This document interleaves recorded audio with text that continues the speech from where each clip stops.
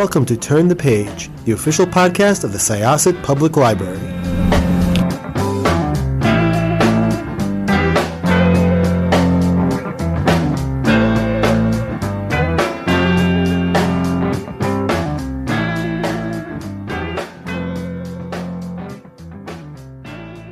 Hello, everyone. Welcome back to Turn the Page. I'm your host today, Jen, and today I am joined by the author of a novel that has stolen sleep from me for a couple nights in a row. That's great. It has been such a wild ride, and I am having the time of my life reading it, and I am so excited for this chat. Welcome. Could I ask you to introduce yourself and your book, please? Thank you, Jen, so much. I appreciate those comments. My name is Lynn C. Miller, and the novel is called The Surrogate. And just a couple things about it. It's a family drama that takes place during the great financial crisis that started at the end of 2007. So most of the action is from 2007 to 2010. Not quite historical, but back there a little bit. The protagonist's name is Alex, and she is training to be a clinical psychologist. And at the opening of the book, she lives in this wonderful blended family.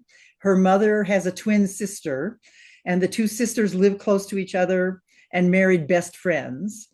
And between the two families, there are 3 children. And Alex is extremely close to one of them, Rolf, her cousin, who she thinks of as a brother. And so the catalyst for the story is that Rolf dies in a car accident and throws both of these families that are so close into chaos. So that's enough, I think. It's really riveting and it's a page turner, but it's also really emotionally and psychologically nuanced. It's really pacey, but it's also really contemplative. And, it's something that I think is pretty impressive that you do here, where well, the thank characters, yeah, you're welcome. The characters are also deep, but the plot is also like really just kind of dragging you as a reader along. Mm-hmm. Before we get too much into the book itself, I'd love if you could just introduce our listeners to your writing journey, your career, and perhaps some of your other works. Okay, thank you. Well, I've been writing most of my life since about the age of 9, but I had an academic career teaching theater and literature and writing, and mostly at the University of Texas at Austin. And my field is kind of a little field. It's called performance studies. And one of the things that we do is we adapt fiction and poetry for the stage and fully make it dramatic. Everything is memorized, it's blocked, it has lighting, it has sound. And the reason I bring that up is that I feel like adapting fiction to stage it and then directing it taught me more about fiction than I ever would have learned otherwise. So in a way, my writing life is split in 2 because pre really getting into directing and adapting, my writing was one thing. And then afterwards, I became so much more aware of scene and character and how different people speak and how things look, gestures, all of that. So my life's been kind of divided professionally between writing and then also directing, adapting, and performing. I did a number of monologues of famous American women along the way, and they taught me things too. That is so interesting as somebody who was, a once theater kid who turned into a theater appreciator, an appreciator of all sorts of performances. I really am fascinated by that connection between crafting and watching performances and how that would shape your approach to writing a novel as emotionally nuanced as this. Because in that regard, I don't know, theater can almost function as like a sort of, I don't know, like anthropological research in a way. Yes, I Yeah. think so. Yeah. That's what's so great about it is it reflects culture in a wonderful way. So what was the inception point for The Surrogate? Was it a particular character or was it the place in time? Where did it all start for you? Well, I had 2 impulses for this novel.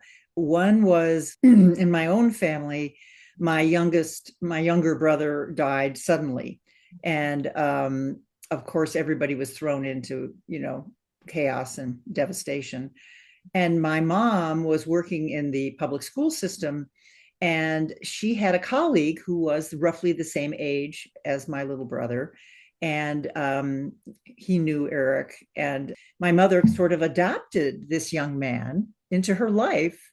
And I mean, for decades, they became closer and closer, so that by the time she died in 2017, I thought of him as kind of a another son. And so that's where the idea of the surrogate came from. But then I didn't know what to do with it. I thought, well, there's a story in here somewhere. And then one day I was driving around listening to a radio broadcast about Lehman Brothers collapsing back in 2008. And they were interviewing all of these people who worked for Lehman Brothers. And they talked about September 15th, 2008, the day we saw all those images of people walking out with one little cardboard box and leaving their career, and how they felt and how devastating that was. And so I thought that's a great parallel plot, is a family dealing with loss, and then the whole country dealing with loss, people losing their houses, etc. So those were the twin impulses behind the book. That is so fascinating. I was a recent college grad at that time, which was a Yeah. very interesting perspective on all Oh of that gosh. going Yeah. on. Right. And I think there's a lot of really interesting parallels here between, I think, grief for family or for people who matter to you, and grief for a career, and who your career made you think you were, and your Yeah. role in your family, and all of those sorts of things. Let's see. I guess first, could we start with Alex? I'd love to know what went into shaping her as a character and her family dynamics. You've talked a little bit about your own family dynamics. What else went into building, especially the dynamics with the cousins? Yeah. Well, Alex is an only child in her family, and the two cousins are in her Aunt Franny and Uncle Theo's family. So the kids all grow up together, and they live, very close to each other. They can walk between each other's houses. And I wanted a character who was like the financial crisis, like the family, kind of at a crossroads in her life. So when the book opens, she's 30 years old. She's tried a career in art and feels like she just got nowhere. And so her mother is an organizational psychologist who works with companies. And she knew she didn't want to do that, but she was fascinated by psychology, and she loves kind of analyzing situations and people. Her dad teases her and says she's kind of a detective of people. And so she just came to me as this woman I mean, 30 is such a classic age to, you've come out of who your family thinks you should be, and you're coming into your own. And so she's also at this point of the novel bisexual. She's not sure. She's just broken up with her girlfriend. And the reason that they break up is that Alex is so devastated by losing her cousin that she's just not very open to, the relationship. She's just in grief. So you asked about the relationship with the cousins.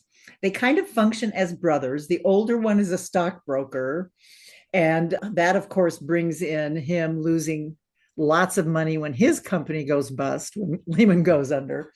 And he's also invested his father's and mother's money. So there's another subplot about family losses to make it even more intimate. But the younger brother, just 3 years younger, she just thinks is the kind of the light of her life as a family person. She's really close to him.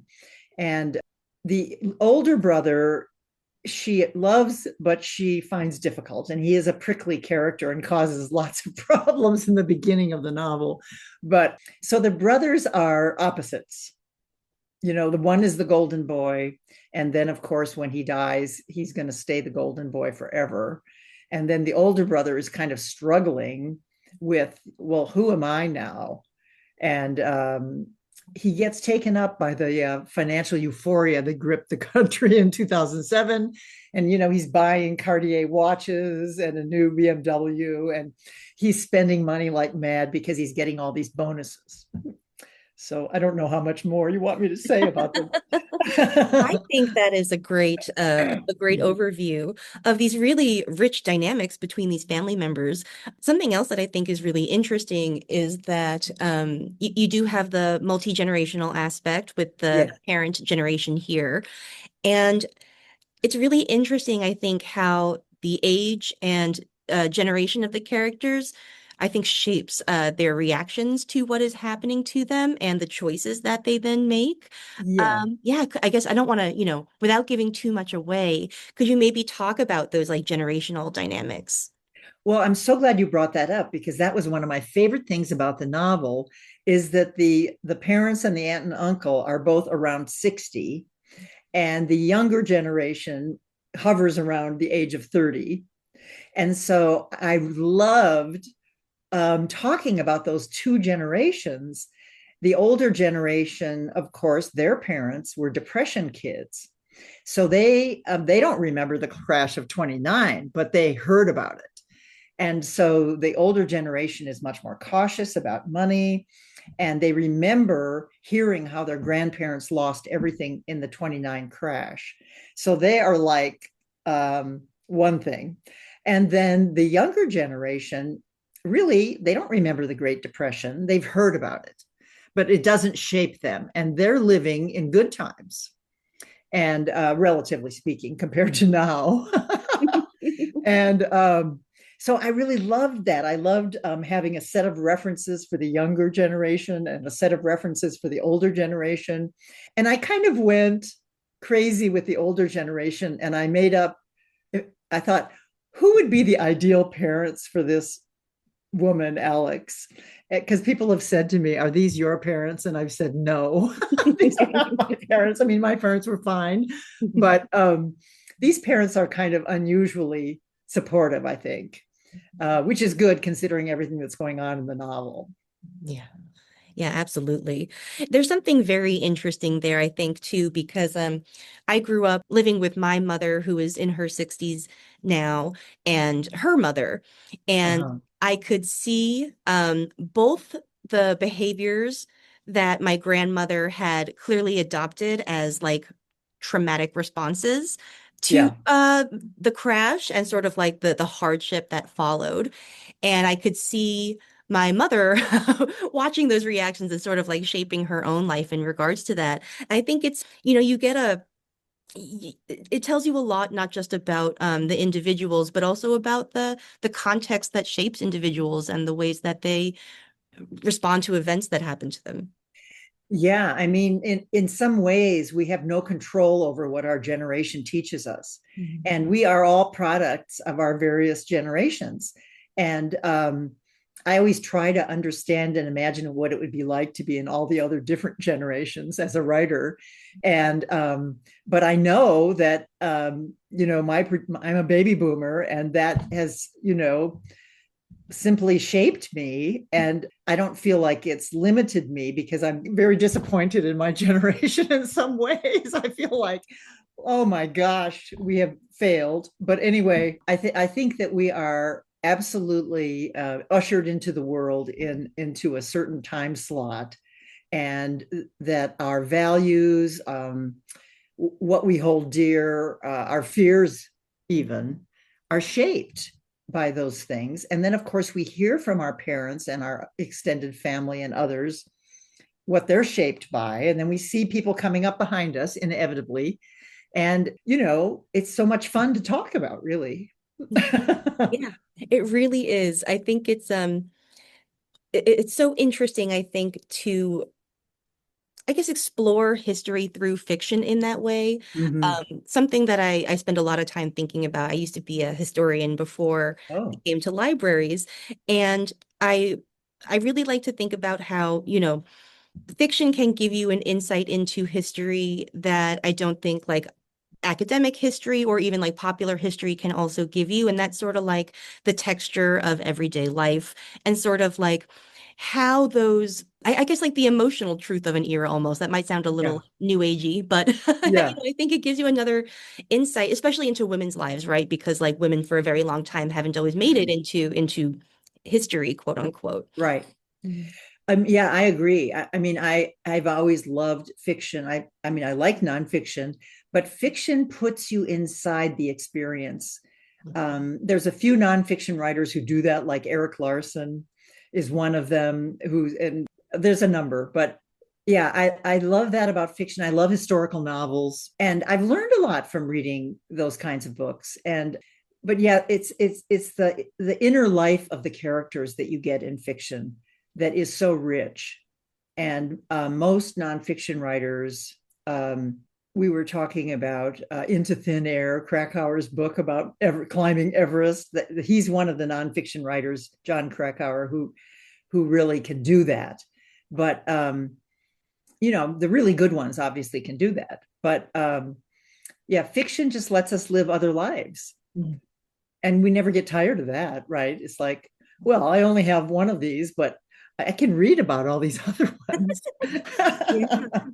Yeah, I think reading history, which I also, love to do, obviously, Yeah, but can give you the facts and the narratives and all of these other really important things. But I think also like fiction can encourage empathy for the past, for right. people in the past too, which is important, because it's important to analyze and critique history, but I think also to remember that they are people, and it makes it easier for us to have empathy for ourselves in the present now too.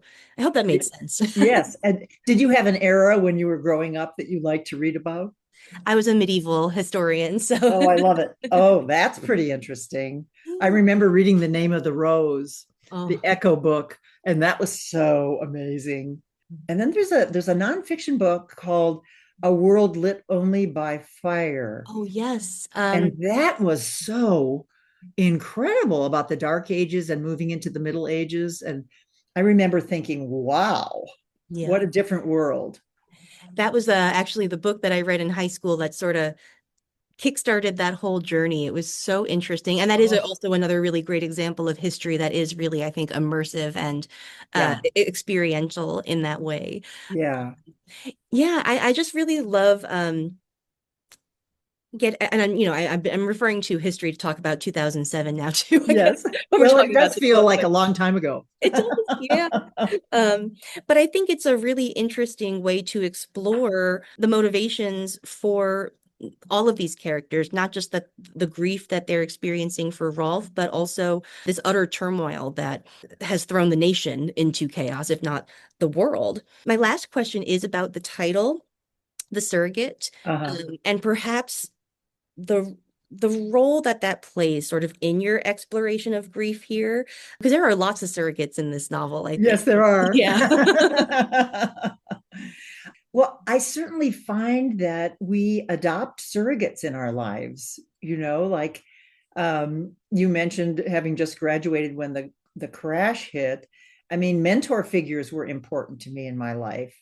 And one of the supervising psychologists to Alice is kind of a mentor figure. And her Aunt Franny is a mentor figure, as well as a dear aunt who sometimes seems almost like a second mother to her. And so, yeah, I think the title leaped into my head, I think, before anything else, which often happens to me.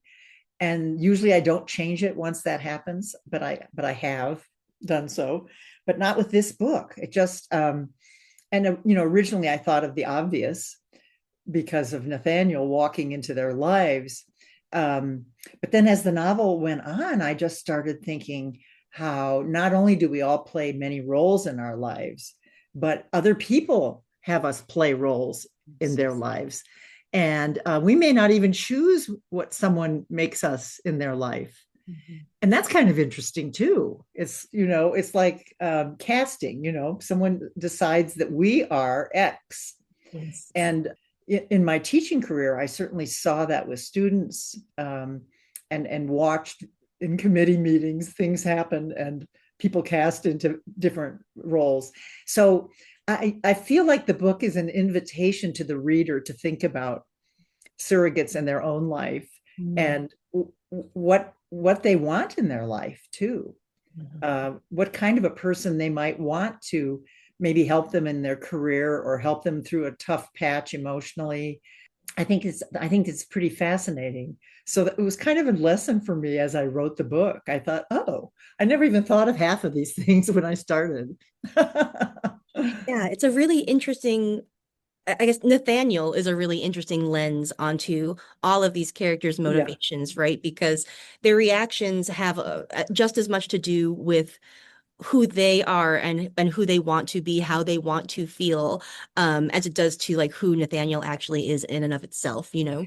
right. And he is such a perfect slate, Mhm. because he's so charming, and people make them in him into what they want him to be. Mhm. Yeah, I think we can say that without giving too much away. Yeah. Gosh, it's such a good read, and it's been so lovely talking to you about it. What is next for you? Are you writing anything right now? Yeah, I'm writing a novel about Edith Wharton's life, and I, I I have the novel completed, and I'm still tinkering with revisions. Um, but I did a performance of Edith Wharton for Chautauqua, which is a kind of nationwide movement where you perform people from history. And I got so intrigued with Edith Wharton's life, and then I adapted some of her stories for the stage. And I thought someday I'm going to write a novel that contains a fictional memoir by Edith Wharton. And so, anyway, that's what I'm writing right now. That sounds exciting.